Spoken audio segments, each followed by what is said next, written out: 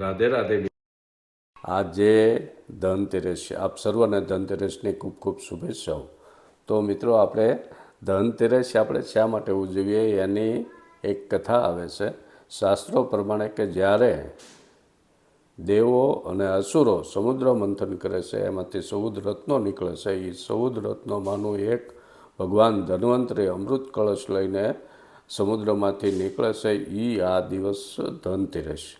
તો આજે આપણે ધનની સાથે સાથે ભગવાન ધન્વંતરીની પણ પૂજા કરવામાં આવે છે કે ધન્વંતરી દેવોના વેદ છે અને તેઓ આયુર્વેદના દેવતા માનવામાં આવે છે.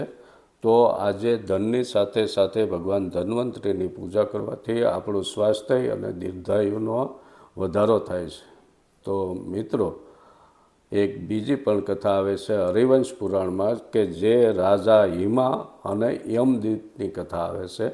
એમાં રાજા હિમાનો કુંવર તેમની કુંડળીમાં લખેલું હોય છે કે તેમના લગ્ન પછી ચોથા તેમને સાપ કરડશે અને એનું મૃત્યુ થાય છે. લગ્ન પછી એમની પત્નીને એ કુંડળીની વાત મળે છે. તો ચોથી રાતે એ તેમની રાજકુંવરની પત્ની તેમને બહાર નથી જવા દેતી, ઘરમાં રાખે છે અને તે તેમના મેન દરવાજાની બહાર મોટા મોટા દીવડાઓ દરવાજા બહાર પ્રગટાવે છે અને સોના ચાંદીના સિક્કાનો ઢગલો કરી દે છે. તો એનો એટલો બધો પ્રકાશ પડે છે કે જ્યારે સાપ કરડવા માટે રાતે આવવાનો હોય છે એ દરવાજા બહાર એ પ્રકાશથી અંજાઈ જાય છે અને સાપ અંદર આવી શકતો નથી. અને પહેલાં રાજકુંવરની પત્ની અંદર ભગવાનના કીર્તન ગાય છે અને ભગવાનની વાતો કરે છે. તો સાપ પહેલાં આખી રાત બહાર બેઠો રહે છે અને સવાર પડતા સાપ નીકળી જાય છે અને રાજકુંવરની મૃત્યુ થતું અટકે છે.